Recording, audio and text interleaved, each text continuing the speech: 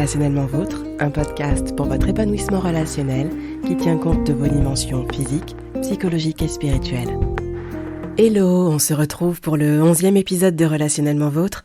Le vrai-faux relationnel se poursuit. Nous avons déjà vu quelques idées reçues sur les relations de couple, la relation parent-enfant, les relations familiales et les relations amicales. Aujourd'hui, même traitement pour les relations professionnelles.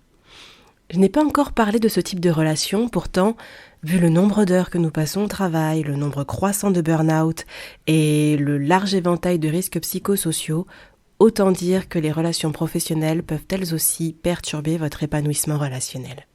C'est pourquoi j'aimerais vous partager 5 affirmations fondées sur des représentations erronées concernant les relations professionnelles. Commençons par l'affirmation suivante. Je suis en arrêt, mais je dois reprendre le travail. Ou je suis en mi-temps thérapeutique, mais je dois absolument reprendre à plein temps, sinon mes collègues vont m'en vouloir. Cette affirmation cache une fausse croyance qui est qu'il faut obligatoirement reprendre. Il faut « je dois ». Il y a une forme d'obligation dans la formulation qui n'a pas sa place.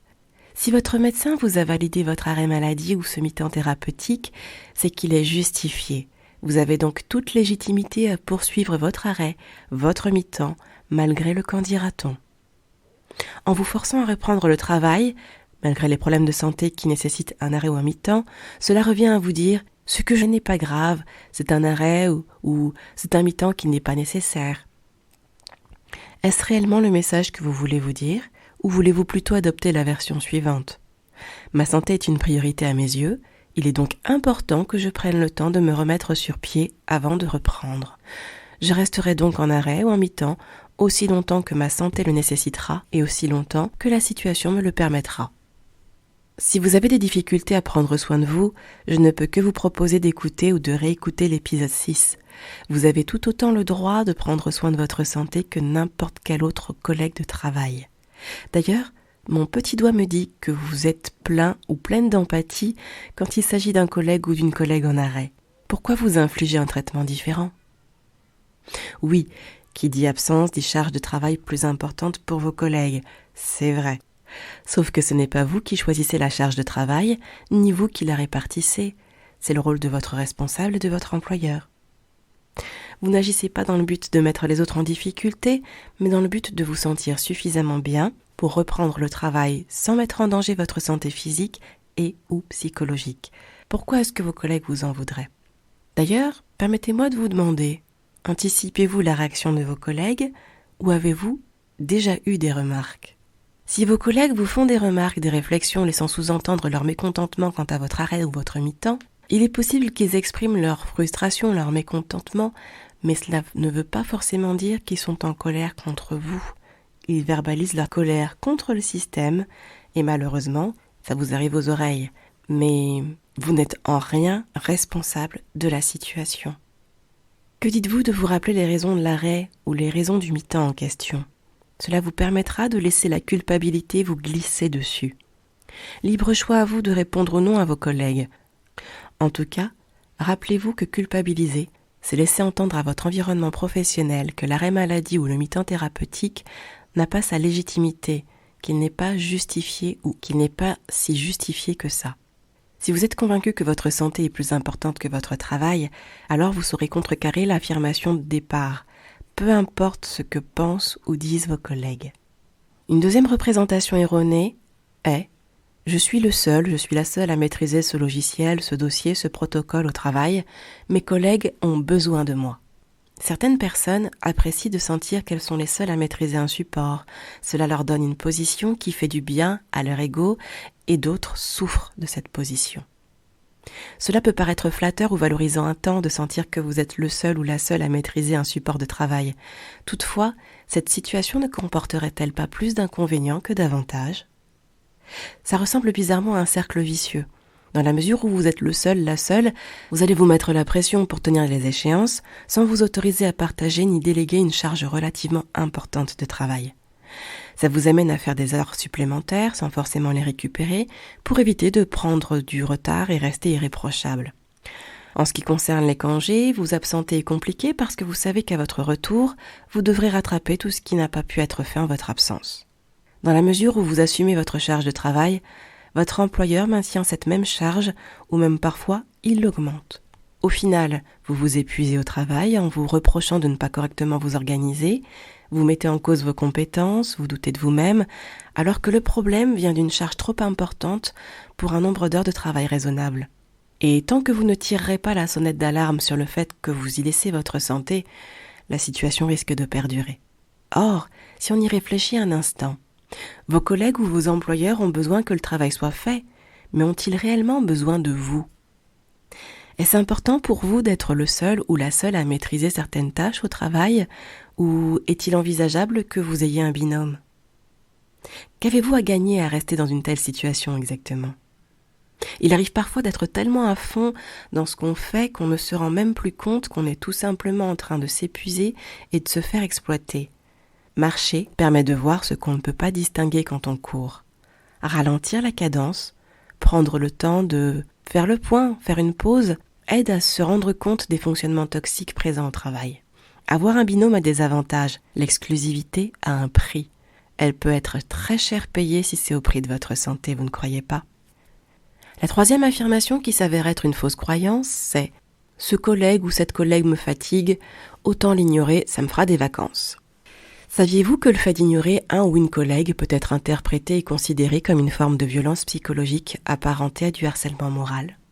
Votre intention a beau être de vous économiser face à une attitude, un comportement qui vous fatigue, le silence et l'ignorance font aussi partie des punitions infligées à autrui dans une démarche toxique, pour ne pas dire destructrice ou manipulatoire. Continuer dans ce sens risquerait de vous causer plus d'ennuis que de vacances. Sur le plan juridique, le harcèlement moral constitue une violence répétée et durable exercée par une personne ou un groupe de personnes de l'entreprise, une violence entraînant une souffrance dont la finalité est la destruction de l'autre. Bien sûr, votre intention n'est pas de détruire votre collègue, mais comment le prouver ? Voilà pourquoi utiliser le silence, l'indifférence, l'ignorance pose question tant sur le plan professionnel que personnel. Certaines personnes peuvent profondément nous agacer, c'est vrai. Avez-vous pu identifier clairement ce qui vous fatigue dans les paroles, les actes de cette personne ?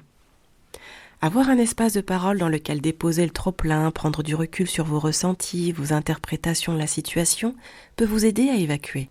Vous pourrez envisager de manière posée et non impulsive les alternatives qui s'offrent à vous.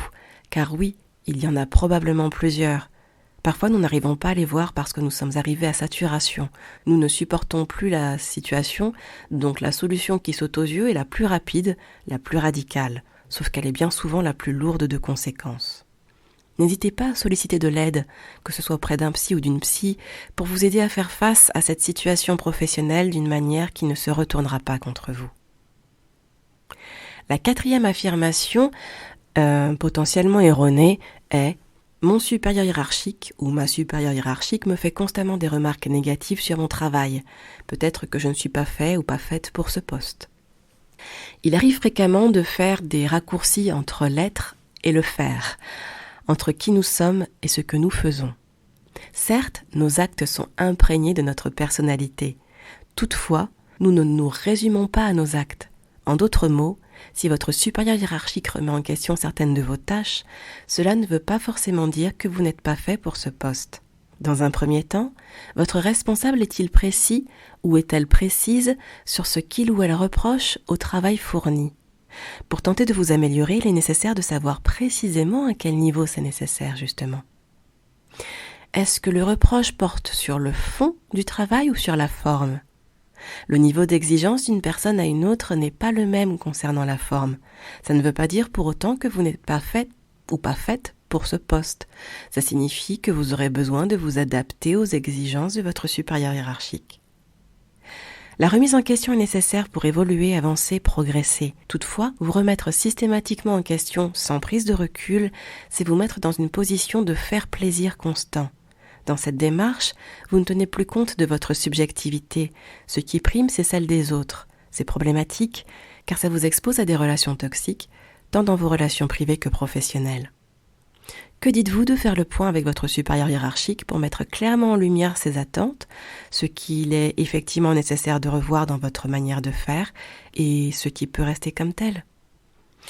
Vous pouvez aussi vous renseigner sur les formations, les mises à niveau proposées par votre travail, si toutefois il s'avère que vous avez besoin de mettre à jour vos connaissances ou vos compétences. Par contre, si vous vous sentez vraiment mal à ce poste, que votre travail ne vous plaît plus, c'est peut-être une des raisons pour lesquelles vous éprouvez quelques difficultés à remplir les missions demandées.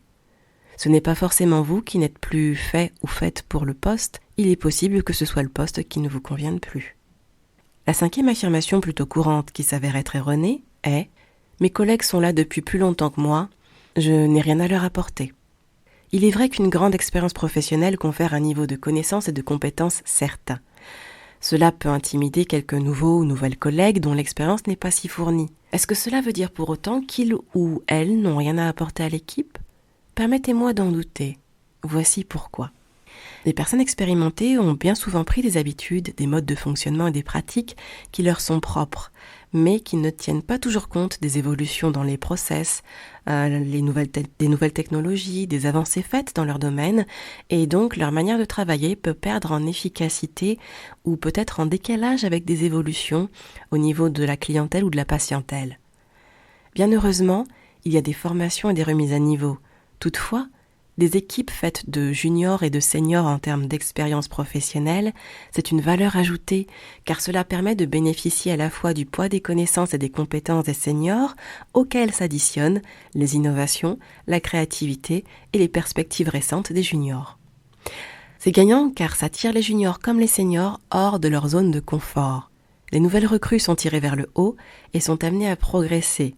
Les anciens, entre guillemets, ou les anciennes, sont bousculés dans leurs habitudes, leurs routines pour se mettre à jour et s'ouvrir aux changements amenés par les évolutions au sein des populations abordées, des clientèles ciblées ou des technologies utilisées.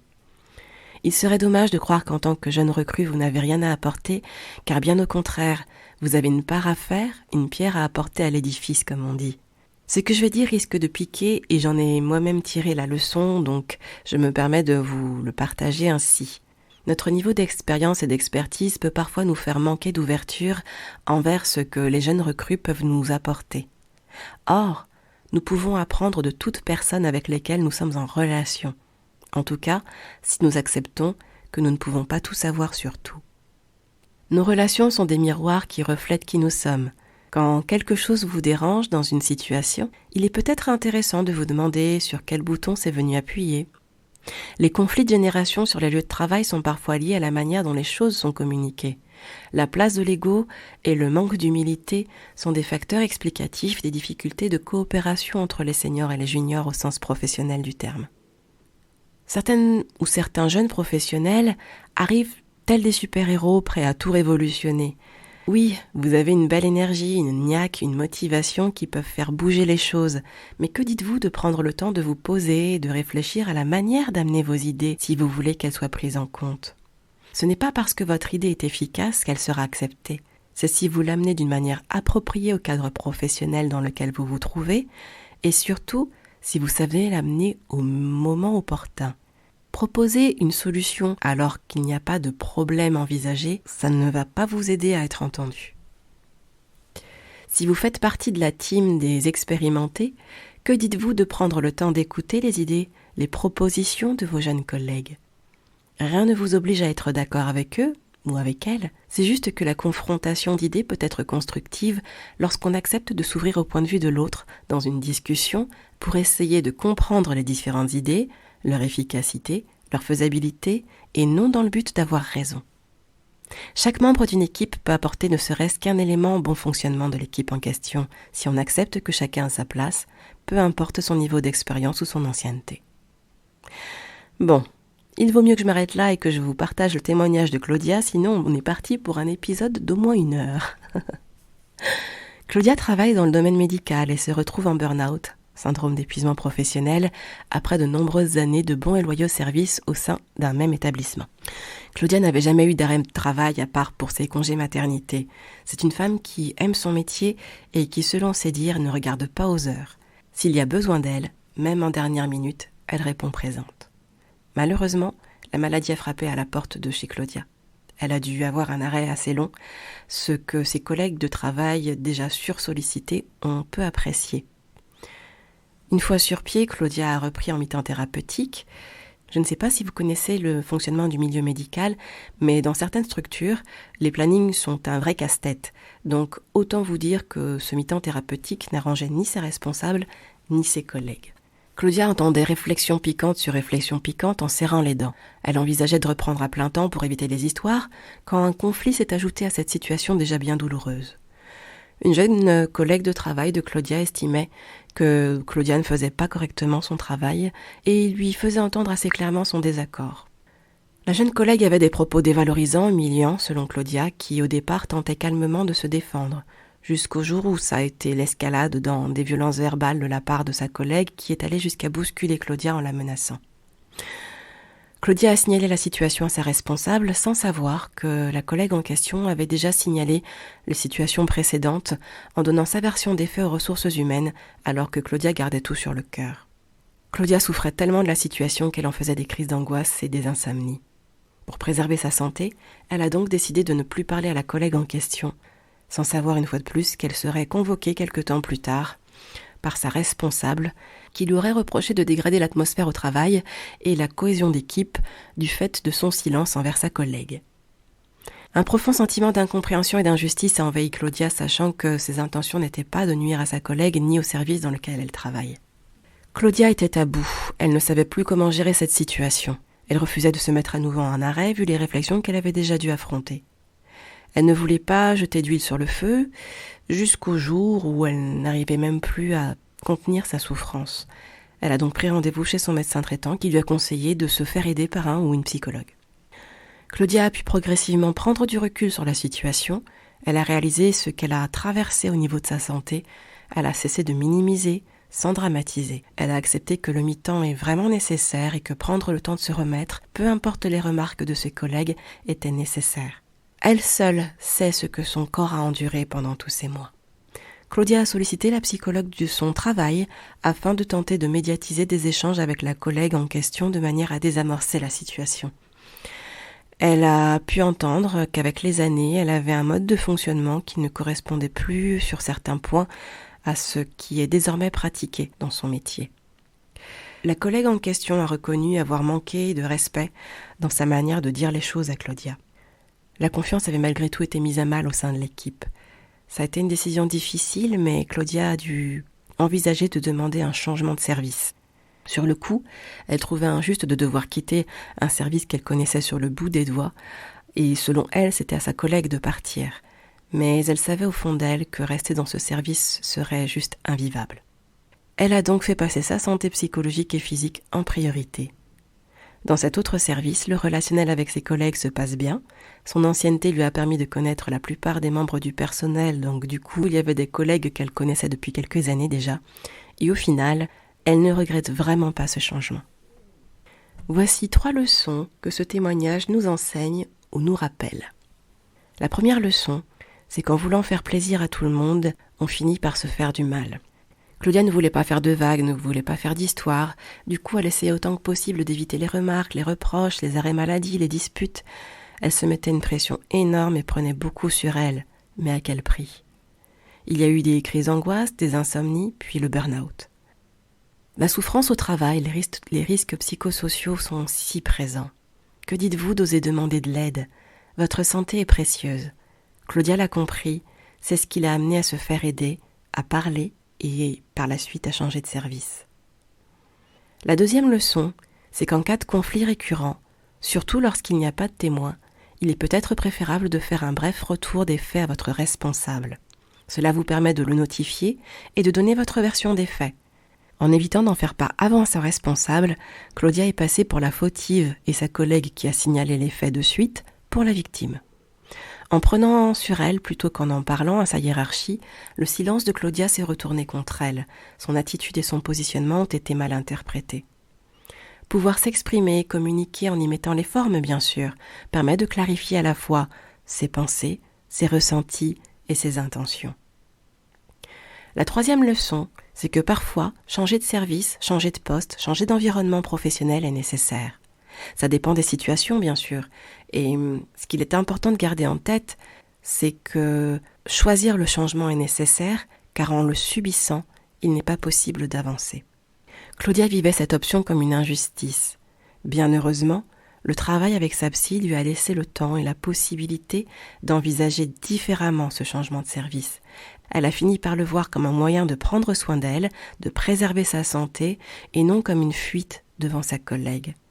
Elle a pris du recul et a pris sa décision en fonction de son mieux-être, pas en fonction de ce que sa collègue pourrait croire ou penser. Si vous avez des questions, des suggestions ou un témoignage à partager, vous pouvez envoyer un message sur le site www.relationnellementvôtre.fr en cliquant sur « Je contacte Relationnellement Vôtre » tout en bas de la page d'accueil. Voilà, on arrive à la fin de ce 11e épisode. Réalisez-vous le chemin que vous avez déjà parcouru. Et ce n'est pas fini. Dans les prochains épisodes, nous poursuivrons le tri avec une autre relation et je vous laisse deviner laquelle. Suspense cette fois-ci. Prenez bien soin de vous et à la semaine prochaine. Relationnellement.